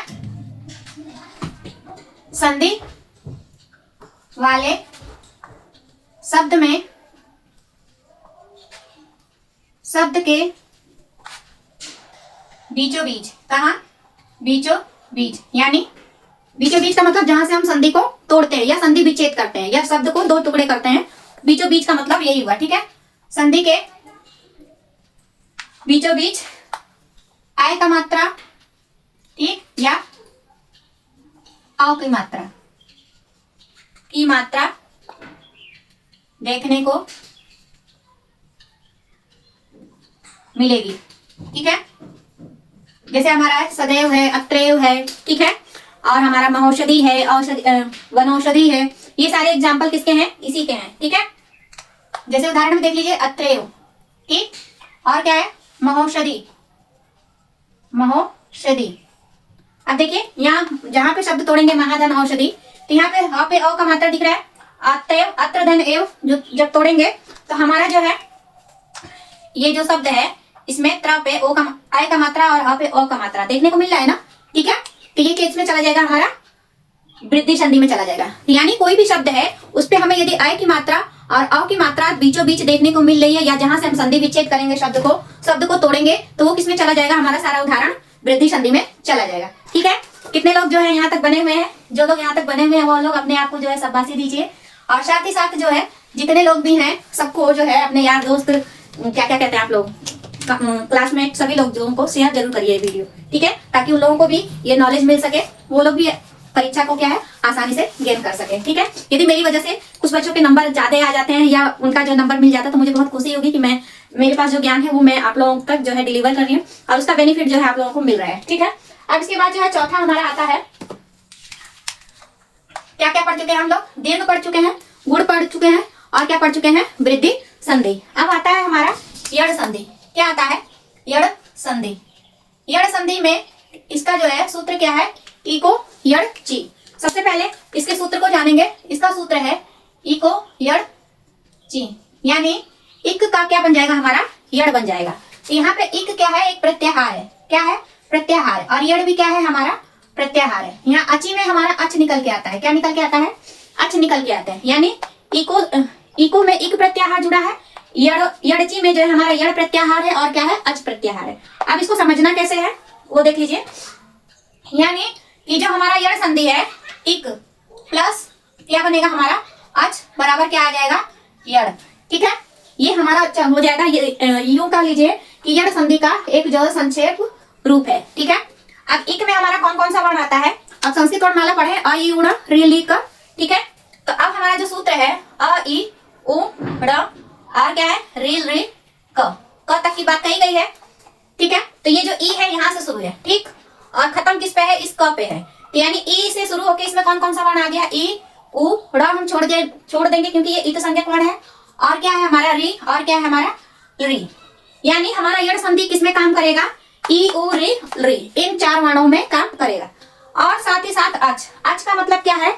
जो हमारे संस्कृत के 9 स्वर वर्ण है अ ई उ ऋ ली का। और हमारा तीसरा सूत्र क्या बनता है? ए ओ अंगा। ठीक, और अगला क्या आता है? आई अ च। तो इस अ को और इस च को लिया जाता है, तो क्या बना हमारा? अच। तो अच प्रत्याहार में हमारे कितने वर्ण है? 9 है। अ ई उ 3, री और री 5, ए ओ 7 और आई और अ 9। ठीक है, अब इसमें दीर्घ और ह्रस्व प्लुत सबसे मतलब है। ठीक है, लेकिन ह्रस्व और दीर्घ यहाँ पे जो है मेन लिया जाता है, लेकिन मुख्य रूप से ये 9 क्या है? स्वर वर्ण माने जाते हैं। यानी अब यहाँ पे हमारा क्या होना चाहिए? 9 स्वर वर्ण में से कोई भी हो सकता है वर्ण। जैसे दीर्घ में था समान होना चाहिए, लेकिन यहाँ पे कंडीशन क्या है कि कोई भी वर्ण हो सकता है। असमान स्वर वर्ण कौन से? अच। ठीक है, अब इसमें क्या है? यदि ई प्लस स्वर वर्ण, कोई सा भी स्वर वर्ण हो सकता है। ठीक है, तो क्या बनेगा? यह बनेगा। क्या बनेगा? यह बनेगा। ठीक, यदि उ रहेगा और कोई भी स्वर वर्ण है, पहला जो पद है उसमें ई उ री री होना चाहिए। इन चारों में से कोई भी वर्ण हो सकता है। ठीक, दूसरी कंडीशन क्या? जो दूसरा पद है उसमें कोई भी स्वर वर्ण है, ई भी हो सकता है, उ भी हो सकता है, अ भी हो सकता है, ए ओ आई, कोई भी वर्ण हो सकता है। लेकिन पहला जो ई वर्ण है, यदि ई है पहले वाले वर्ण में, पहले वाले पद में यदि उसका अंतिम जो वर्ण है ई होगा, तो हमारा हमेशा यह बनेगा। क्या बनेगा? यह बनेगा। और यदि उ है तो क्या बनेगा? वह बनेगा। क्या बनेगा रखना है? ये जो इक है, इक में हमारे ये 4 वर्ण आते हैं। इन चारों में जो पहला पद है उसका अंतिम वर्ण जो है इन चारों में से कोई भी हो सकता है। लेकिन ई है तो यह बनेगा, उ है तो वह बनेगा, और री रहेगा तो क्या बनेगा हमारा? री प्लस कोई भी स्वर वर्ण हो तो क्या बनेगा? र बनेगा। और री प्लस कोई भी स्वर वर्ण है तो क्या बनेगा हमारा? ल। यह व र ल, ये हमारे क्या कहलाते हैं? अंतस्थ वर्ण भी कहलाते हैं। यड़ किसमें आता है? हमारा अंतस्थ वर्ण में आता है। इसका एग्जाम्पल भी देख लेते हैं। जैसे देखिए ई प्लस स्वर वर्ण है, इसका एग्जाम्पल आ गया हमारा इत्यादि। ठीक है, इति धन आदि।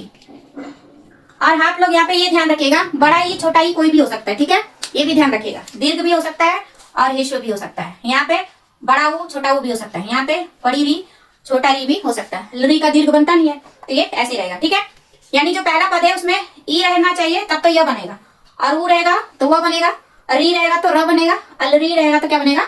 ल बनेगा। तो इसका हो गया इति धन आदि। देखिए यहाँ तब में छोटी ई की मात्रा है, पहले पद में का अंतिम वर्ण ई आया, तब पे ई की मात्रा जुड़ा है।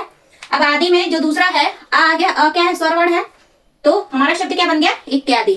ठीक, तो यह यहाँ पे यह बना है, ये जो ई का मात्रा है और अ है, दोनों मिलके ई और स्वर वर्ण कोई भी हो, अ स्वर वर्ण है, यह बन गया ना, यह में बदल गया ना। जो ई था, ई किस में बदला? व में बदला। किस में बदला? यह में। उ किस में बदलेगा? व में। री किस में बदलेगा? र में। री किस में बदलेगा? ल में। ये ही हमारा क्या है? यड़ संधि का मेन खेल है। ठीक है, इसको यदि आप समझ गए, यानी पहले पद में यदि ई है तो यह बन जाएगा, उ है तो वह बन जाएगा, री है तो र बन जाएगा, री है तो क्या बन जाएगा हमारा? री बन जाएगा, ल बन जाएगा। ठीक, इतना ध्यान रखना। अब चलिए दूसरा उदाहरण देख लेते हैं हमारा। वह वाला देख लीजिए। एक हमारा उदाहरण आता है मध्यवरी। क्या आता है? मध्यवरी। अब इसको जब हम तोड़ेंगे तो एक शब्द बनता है हमारा मधु धन अरी। ठीक है, मधु ध में क्या है? ऊ का मात्रा है। ठीक है, ऊ आ गया पहले पद में, फिर जो दूसरा पद है उसमें स्वर वर्ण होना चाहिए, अ क्या है? स्वर वर्ण है, और ये जो ऊ है किसमें बदल गया है? व में बदल गया है। ऐसे ही हमारा तीसरा क्या है? हमारा री, यानी क्या बनना चाहिए? कहते हैं री वाले में क्या हम उदाहरण पढ़ते हैं? पित्रा प्रीति। अब यहाँ पे जो है पित्र, इसको जब हम तोड़ेंगे तो एक शब्द बनेगा पित्र। ठीक है, और दूसरा शब्द क्या बनेगा हमारा? आकृति। तो जो पहला पद है उसमें जो हमारा री का मात्रा आ रहा है। ठीक है, ये जो त है इस पे री का मात्रा आ रहा है, और दूसरा जो पद है उसका जो पहला वर्ण है स्वर वर्ण है, और यहाँ पे हमारा क्या बन रहा है? अर। ये जो त्र है यहाँ पे त्र में हमारा त्र किससे बनता है? त और र से मिलता है, बनता है। तो ये र त तो है ही, और ये जो र बना है त्र में बदल गया, ठीक है। एक है हम और री वाला उदाहरण देखिए। री वाला उदाहरण मिलता है लाकृति, ठीक है। अब इसको जब हम तोड़ते हैं तो एक शब्द बनतेगा हमारा री और एक बनेगा हमारा आकृति, ठीक है। अब ये जो री है ल बन गया, ठीक है। और आ क्या है? बड़ा आ का मात्रा है, इसलिए ल पे आ का मात्रा जो है लग गया है, तो ला हो गया है, ठीक है। आई होप आप लोगों को जो है यड़ संधि भी समझ में आ गई होगी कि यड़ संधि में हमें बस ये याद रखना है कि य बनेगा, व बनेगा, र बनेगा, ल बनेगा, ठीक। 100 की सीधी बात है। ई रहेगा तो य बन जाएगा, उ रहेगा तो व बन जाएगा, री का मात्रा री रहेगा तो र बन जाएगा, री रहेगा तो क्या बन जाएगा? ल बन जाएगा, ठीक। पहले वर्ण में होना चाहिए, पहले पद में हमारा ई, उ, री, री में से कोई भी 4 वर्ण से कोई भी वर्ण होना चाहिए, ठीक। अब इसका भी इंपॉर्टेंट फैक्ट परीक्षा में कैसे जानेंगे कि इस शब्द में जो है हमारा क्या है? यड़ संधि है। कैसे जानेंगे? इस शब्द में हमारा जो है कौन सी संधि है? यड़ संधि। इंपॉर्टेंट फैक्ट क्या है कि शब्द में य व से पहले आधा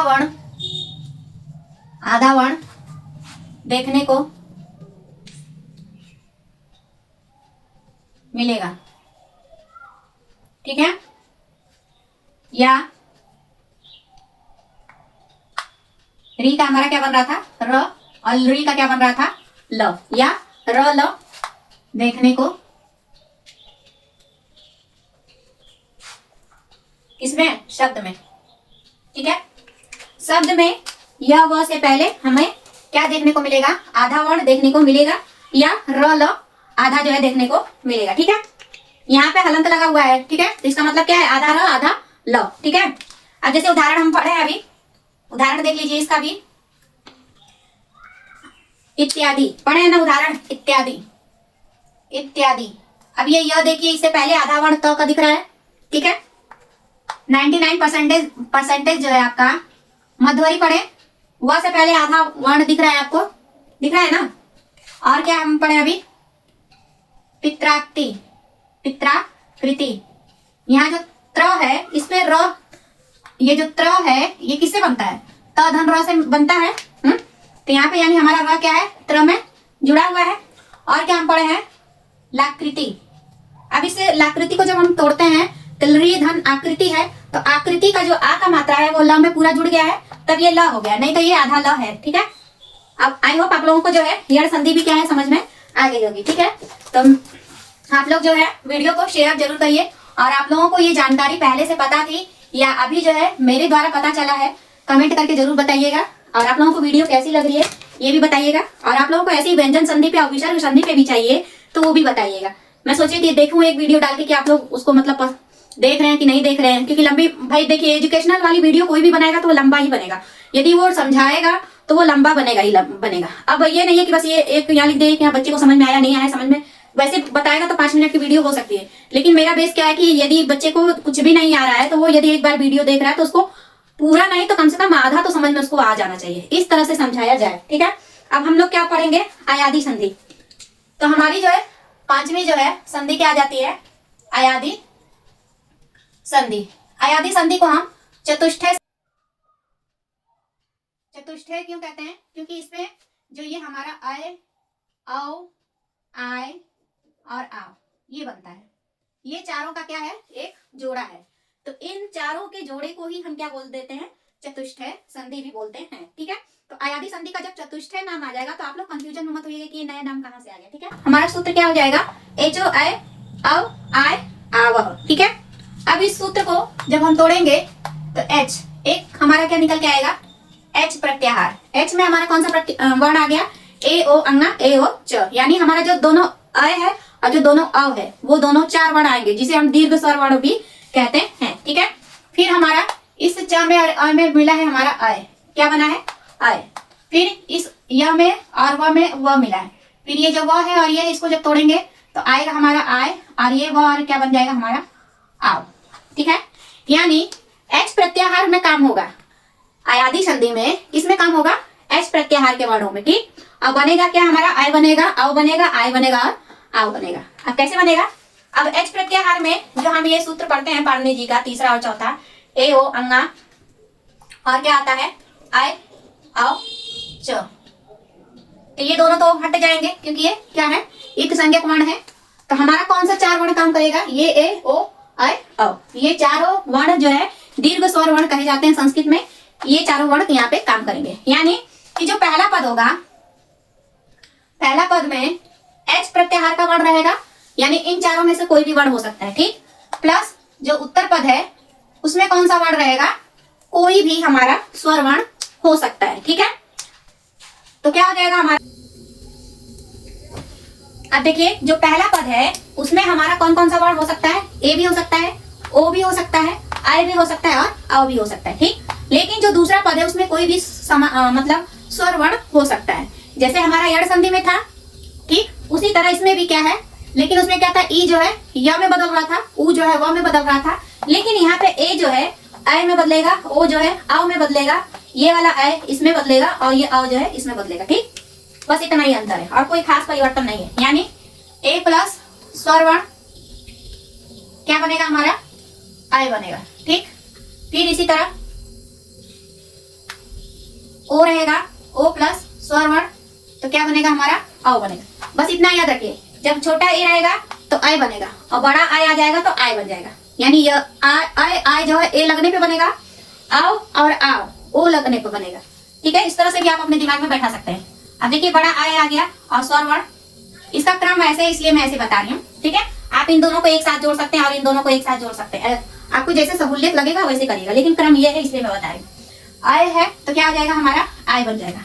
अब यहाँ पे और रहेगा, यदि पहले पद का अंतिम वर्ण और रहेगा और फिर क्या होना चाहिए, स्वर वर्ण होना चाहिए, तो क्या बन जाएगा हमारा, आव बन जाएगा। यानी बड़ा औ है तो आ हो गया, छोटा ओ है तो औ हो गया, ठीक। समझा देती हूँ। अब देखिए यहाँ पे छोटा ओ है तो औ बन गया, ठीक। अब यहाँ पे बड़ा औ है तो क्या बन गया, आव हो गया, ठीक। इसी तरह देखिए ए है तो आय हो गया और बड़ा आय है तो क्या बन गया, आय बन गया। बस इतना ही अंतर है, कोई खास अंतर नहीं है। अब इसका एग्जाम्पल भी जो है, अब जैसे हमारा नयनम पढ़ते हैं, क्या पढ़ते हैं, नयनम, और इसका क्या पढ़ते हैं, पवनम, ठीक है। ऐसे ही हमारा इसमें आता है, ऐसे ही हमारा इसका उदाहरण हो जाएगा नायकः, ठीक है। इसका उदाहरण हो जाएगा पावकः, ठीक। अब देखिए ये जो नयनम है, नयनम में हमारा क्या जाएगा, ने धन अनम, नयनम हो गया। फिर पवनम में ओ का मात्रा आ गया, ओ धन अनम पवनम, ठीक है। अब नायिका में हमारा हो जाएगा नय धन अकह, क्या हो जाएगा, आय में बदल गया नायिका। ऐसे ही पौ धन अकह क्या हो जाएगा हमारा, पावकह। यानी ये जो ए था ये आय में बदल गया, वरना ये जो ए था किसमें बदल गया, आय में बदल गया। ये जो ओ है किसमें बदल गया, औ में बदल गया। ये जो ए है ये किसमें बदला, आय में, और औ किसमें बदल गया, आव में बदल गया, ठीक है। तो इसका भी इंपॉर्टेंट जो है फैक्ट हम लोग जान लेते हैं कि परीक्षा में किसी भी शब्द को देख के हम कैसे जानेंगे कि इस शब्द में जो है हमारा अयादी संधि है, ठीक है। इसको भी जान लेते हैं। और वीडियो को आप लोग फटाफट शेयर करिए, कमेंट भी करिए और लाइक सब्सक्राइब जो लोग नहीं किए वो लोग सब्सक्राइब भी कर लीजिए, मेरे साथ जुड़ जाइए, ठीक है। संस्कृत को सरलतम रूप से सीखना है तो आपको बिगनर है संस्कृत में, संस्कृत आपको होगा लगती है, या फिर आप संस्कृत के क्या है, बिगनर है, संस्कृत को अच्छे से सीखना चाहते हैं तो मेरे साथ जरूर जुड़िए, ठीक है। तो इसका इंपॉर्टेंट फैक्ट क्या हो गया कि शब्द में आय आओ, आय और आओ का उच्चारण, यानी जैसे हम बोलते हैं तो इसकी ध्वनि हमें क्या है, सुनने को मिलेगी, या फिर शब्द देखने को मिलेगा, ठीक है। ये हो गया हमारा क्या, अयादी संधि का इंपॉर्टेंट फैक्ट। उदाहरण भी देख लीजिए। आज जो मैं उदाहरण दी हूँ इसलिए बता रही हूँ क्योंकि आप लोग उस उदाहरण को देख चुके हैं, तो इसलिए उसके जरिए भी और आप लोग एक्स्ट्रा उदाहरण भी लगा लीजिएगा, ठीक है। अभी क्या पढ़ा, नयनम, पवनम, नायकः, गायकः, ये सारे उदाहरण किसके हैं, नयनम, शयनम, ठीक है। नायिका, दावकः, किसका बताना, अयनम, अव हो गया, आय हो गया, पावकः।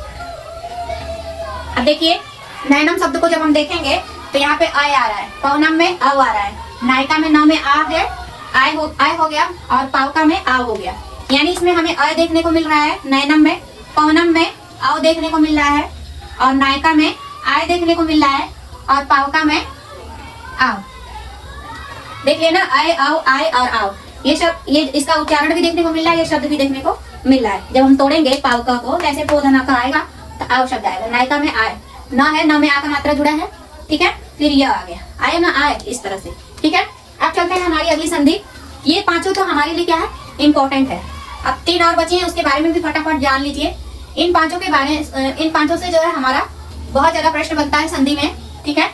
और स्वर संधि से समझिए बहुत ज्यादा बनता है, उतना कि हमारा विसर्ग संधि और व्यंजन संधि में नहीं बनता है।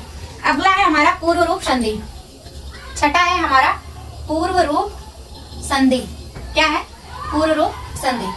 इसका जो है हमारा सूत्र क्या है, एंग पदांत दत्ती, यानी एंग क्या है, यहाँ पे एक प्रत्याहार है, ठीक है, जिसमें हमारा कौन सा वर्ण आएगा, ए और ओ आएगा, ठीक। पदांत दत्ती यानी पद के प्रारंभ में, पद के प्रारंभ में क्या आना चाहिए, अ आना चाहिए। यानी हमारा जो पहला पद होगा, पहला पद, उस पे कौन सा वर्ण आना चाहिए, ए आना चाहिए, और क्या आना चाहिए, ओ आना चाहिए। और जो दूसरा पद है उसमें क्या आना चाहिए, अ आना चाहिए, ठीक है। जब ए आया तो हमारा क्या बन जाएगा, ये पूर्व रूप बनेगा। ये किसका निशान है, पूर्व रूप का, यानी अवग्रह चिन्ह जिसको बोलते हैं, क्या बोलते हैं, अवग्रह चिन्ह, ठीक। यानी ए के बाद अ आ गया तो ऐसा जो शब्द के बीच में ऐसा चिन्ह बन जाएगा, ओ के बाद अ आ गया तो ऐसा चिन्ह बन जाएगा, ठीक। समझ में आ गया आपको। चलिए इसको उदाहरण से समझते हैं। जैसे हमारा एक शब्द है हरे, क्या है, हरे। अब जैसे हम हरे धन आओ लिखे, शब्द क्या बना हमारा, हरे। पूर्व रूप संधि का जो है सबसे सरल ट्रिक क्या है, इसमें हमें अवग्रह चिन्ह देखने को मिलता है। क्या मिलता है, अवग्रह चिन्ह। इसको क्या बोलते हैं हम लोग, अ बोलते हैं, और इसी अ को क्या बोलते हैं संस्कृत की भाषा में, अवग्रह चिन्ह बोलते हैं। क्या बोलते हैं, अवग्रह चिन्ह बोलते हैं, ठीक है।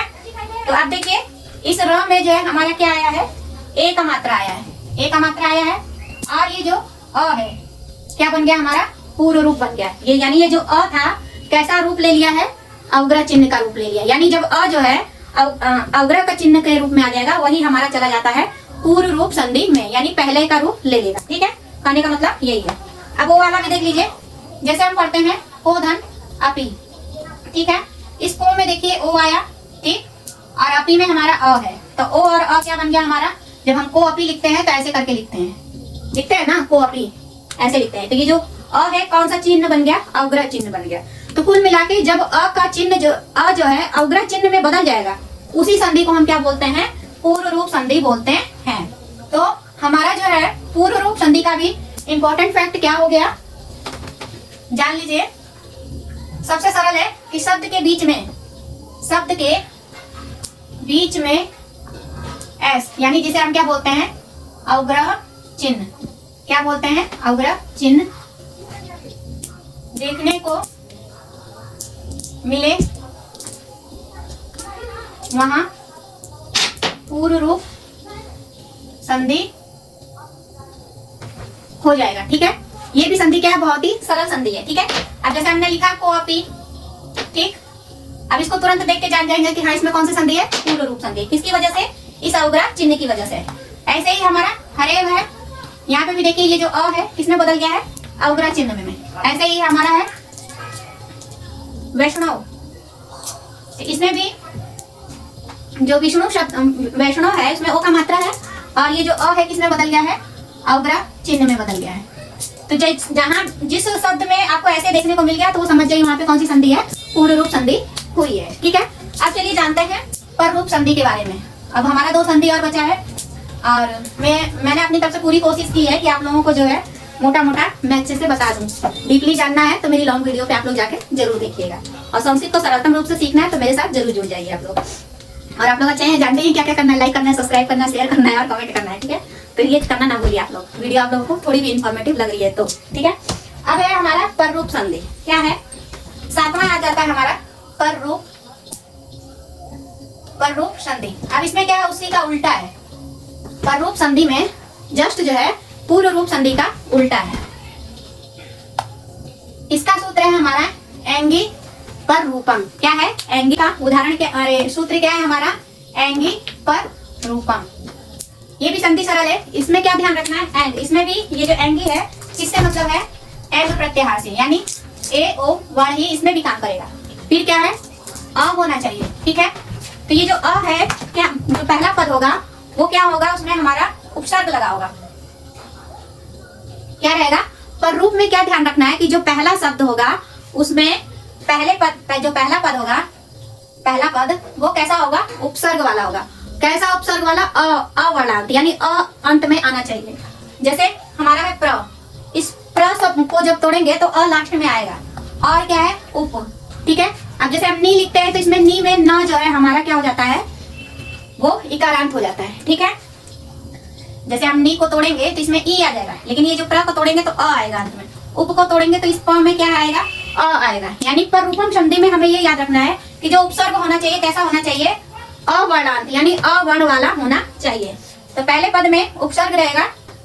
फिर हमारा क्या, जो ये ए ओ था किसमें काम करेगा, पर रूपम। पर रूपम यानी बाद में। ठीक है, तो जो पहला पद है उसमें तो उपसर्ग रहेगा अवर्ण वाला, लेकिन जो दूसरा पद होगा उत्तर पद, उसमें क्या हो जाएगा, हमारा ए या ओ होना चाहिए। पूर्व रूप संधि में क्या था, ये जो ए ओ था इधर था, ए और ओ ये इधर था, पहले पद में था। इसमें पूर्व पद, पूर्व रूप संधि में। और पर रूप संधि में क्या है, ए ओ इधर रहेगा, इसमें अ इधर रहेगा, इसमें जो अ इधर आ जाएगा, और ए ओ इधर चला जाएगा, और इसमें जो ए ओ इधर चला, बस यही अंतर है। पर रूपम यानी बाद में, पूर्व रूपम यानी पहले का रूप। ठीक है, तो पूर्व रूप और जो पर रूप संधि है एक दूसरे का समझ लीजिए क्या है, विपरीत भी है। ठीक, अब देखिए एक हम उदाहरण देखते हैं, प्रधन एजते। क्या देखते हैं, प्रधन एजते। अब इसमें देखिए प्र में कैसा अ वाला उपसर्ग है, यानी जब इस प्र को तोड़ेंगे तो अ वर्ड जो है लास्ट में आएगा। कहने का मतलब यही है। और ये जो ए ओ है एंग प्रत्याहार, वो हमारा इधर चला जाएगा। उसमें क्या था, इधर था एंग प्रत्याहार, लेकिन इसमें एंग प्रत्याहार किधर चला जाएगा, इस तरफ चला जाएगा। तो हमारा संधि क्या, शब्द क्या बन जाता है, प्रेजते। ऐसे ही हमारा एक और उदाहरण है, उपधन पोषति। ठीक है, ये जो प है ओ का मात्रा लगा है इसमें, और ये जो उप है इसको जब तोड़ेंगे तो प में हमारा अ क्या है, लगा हुआ है। तो यहाँ पे शब्द बन जाएगा हमारा उपोषति। ठीक, ये क्या हो गया, हमारा पर रूप संधि का उदाहरण हो गया। ठीक है, अब इसकी ट्रिक क्या है ये भी जान लीजिए कि कैसे हम जानेंगे कि पर रूप संधि में जो है हमारा, इसको दो तरीका है पहचानने का। कि जो उत्तर पद है इसमें हमें क्या मिलेगा, ए और ओ देखने को मिलेगा, जैसे एजते और क्या, उपोषति। ठीक है, और जो पहला पद होगा उसमें क्या देखने को मिलेगा, उपसर्ग। कौन सा उपसर्ग, अवर्णांत, यानी अवर्ण से अंत होता है जिसका। अवर्णांत का कहने का मतलब अवर्णांत यानी वर्ण के अंत में, यानी जैसे उप हम तोड़े तो उ निकल के आया, फिर प निकल के आया, फिर अ निकल के आया। इस प में यदि ऐसे हलंत रहता तब तो ये आधा रहता, लेकिन हलंत नहीं है, यानी इसमें अ क्या है, जुड़ा हुआ है। तो अ जो है वर्ण आना चाहिए। जो उपसर्ग है वो कैसा होना चाहिए, अ वाला उपसर्ग होना चाहिए। ठीक, तो ये कंडीशन है पहचानने की।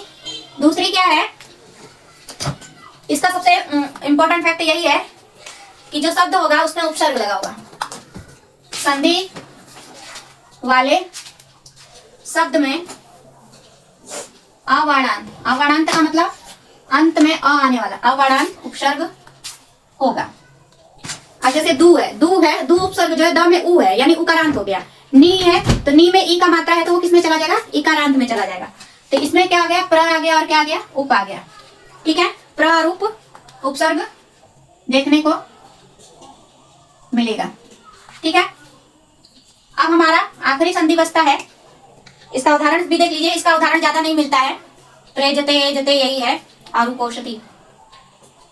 ठीक है, अब यहाँ पो पे देखिए, प्र पे देखिए, उपसर्ग है, जो पहला जो शुरुआत है उपसर्ग से हो रहा है, यानी उपसर्ग वाले शब्द से जब कोई संधि शुरू होगी तो वो किसमें चली जाएगी, पर रूपम में चली जाएगी।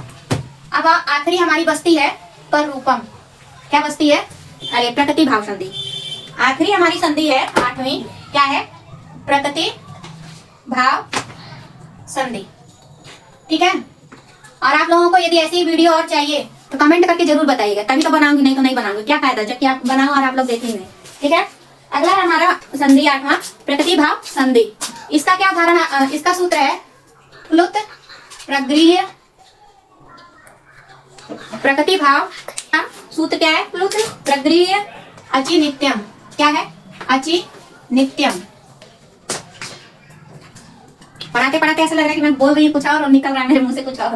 प्लुत प्रगृह्य अचि नित्यम, ये क्या है? प्रकृति भाव संधि का सूत्र है। अब प्लुत और प्रगृह्य कौन कौन से शब्द हैं, पहले इसको जान लीजिए। प्लुत प्रगृह्य वर्ण हम किसे कहेंगे, शब्द किसे कहेंगे? जिसमें बड़ी ई की मात्रा हो, बड़ा ऊ की मात्रा हो या आई की मात्रा हो। ठीक है, बड़ी ई की मात्रा जैसे हरि। और क्या होना चाहिए? द्विवचन में होना चाहिए। क्या होना चाहिए? द्विवचन में। अब प्लुत प्रगृह्य वर्ण शब्द किसे कहते हैं उसको जान लीजिए, तभी आप इस प्रकृति भाव संधि को आप समझ पाएंगे। तो जिसमें बड़ी ई की मात्रा है, जैसे हरि शब्द का रूप बनता है तो हरि क्या है? छोटा ई का छोटी ई की मात्रा लगता है। और जब द्विवचन में बनता है तो हरि पे जो है बड़ी ई की मात्रा लगता है। जब हमारा रूप बनता है हरि, हरि, हरिया। ठीक है, तो ये जो द्विवचन में है, जो भी द्विवचन में रहेगा शब्द, लेकिन क्या है शर्त? बड़ी ई की मात्रा होनी चाहिए उस पे। और क्या होना चाहिए? ऊ का मात्रा होना चाहिए, बड़ा ऊ का। ठीक, और ए का मात्रा होना चाहिए। जैसे ई में पढ़ते हैं हम लोग, ई में। ठीक है, ये तो प्लुत प्रगृह्य शब्द ऐसे शब्द हैं जो द्विवचन में होते हैं और जब उसमें बड़ी की मात्रा लगी हो, बड़ा ऊ का मात्रा लगा हो या ए का मात्रा रहेगा तब। अब इसका उदाहरण देख लेते हैं। और दूसरी बात इसमें क्या ध्यान रखनी है कि ये जो है हमेशा इसमें कोई परिवर्तन नहीं होता है। इसका उदाहरण देखिए, इसका उदाहरण है, पहला उदाहरण है हमारा हरिधन एतो। अब इसमें परिवर्तन नहीं होगा, बस प्लस हट के ऐसे ही लिखा जाता है, हरि एतो, इस तरह से लिखा जाता है। और उकारांत में हमारा आ जाता है विष्णु धन इमो। ठीक है, इसके कुछ जो है गिने चुने जो है एग्जाम्पल हैं वो मैं बता दे रही हूँ। प्रकृति भाव भी समझिए सबसे सरल संधि है, जो इधर रहेगा वही इधर भी लिखा रहेगा। अब देखिए हरि यहाँ पे भी है, यहाँ पे भी, बस ये प्लस का निशान हट जाएगा। और बस ये ध्यान रखना कि बड़ी की मात्रा होनी चाहिए और बड़ा ऊ का मात्रा होना चाहिए, विष्णु इमो। और तीसरा हमारा ए का मात्रा वाला आ जाता है गंगे। क्या आ जाता है? गंगे। ठीक है, हमारा आ जाता है उदाहरण गंगे धन अमु। बस ये प्लस का निशान हट जाएगा, ये भी ऐसे ही लिखा जाएगा, गंगे अमु, ऐसे ही लिखा जाएगा। ठीक है, तो गंगे धन अमु हमारा क्या हो जाएगा? गंगे अमु। ठीक, तो प्रकृति भाव संधि को जो है सबसे पहचानने का सरल तरीका क्या है? ज्यों का त्यों लिखा रहेगा, बस जो प्लस वाला निशान है वो है हट जाएगा।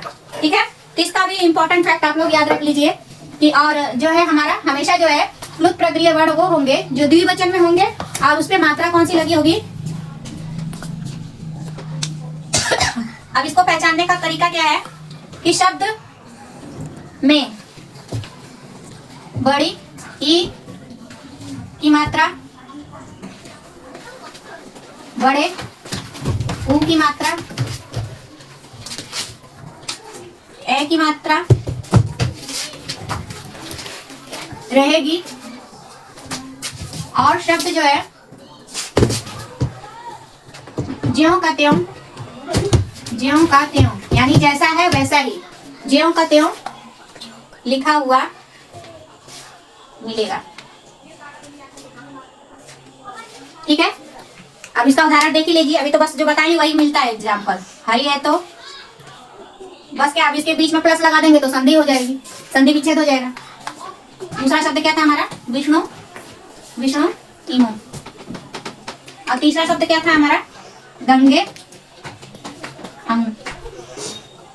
बस सेम टू सेम वही रहेगा, बस प्लस का निशान हट जाएगा। और दूसरी कंडीशन क्या है? ये ई की मात्रा, ऊ का मात्रा और ए का मात्रा किसमें रहेगा? द्विवचन में रहेगा। किसमें रहेगा? द्विवचन में रहेगा। ठीक है, यानी जब उसका रूप बनेगा, प्लुत प्रगृह्य वर्ण शब्द किसे कहते हैं इसको जान जाएंगे तो आपको प्लुत प्रगृह्य संधि समझ में आ जाएगी। तो प्लुत प्रगृह्य शब्द जो है ऐसे शब्द हैं जो द्विवचन में होते हैं। और कौन से होते हैं? जिसमें सिर्फ बड़ी की मात्रा लगी हो वो शब्द होते हैं, और बड़ा ऊ का मात्रा लगा हो और ए का मात्रा लगा।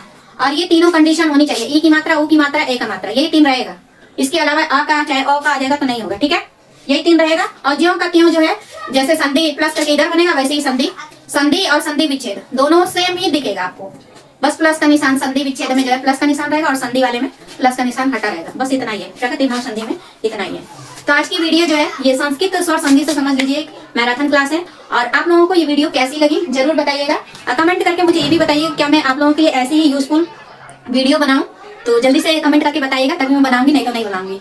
क्योंकि आप लोगों का लाइक शेयर कमेंट, और मैंने इतना इंपॉर्टेंट जो ये फैक्ट है इतना बता दी हूँ, इसमें से भी आप लोगों को बहुत सारे नंबर संधि से मिल ही जाएंगे। तो मेरी जो पूरी कोशिश है बस यही है कि आप लोगों को संधि से रिलेटेड जो भी प्रॉब्लम होती है वो सॉल्व हो जाए। तो मिलते हैं अगली वीडियो में, और आप लोगों का एग्जाम बहुत अच्छे से जाए, मैं यही उम्मीद करती हूँ।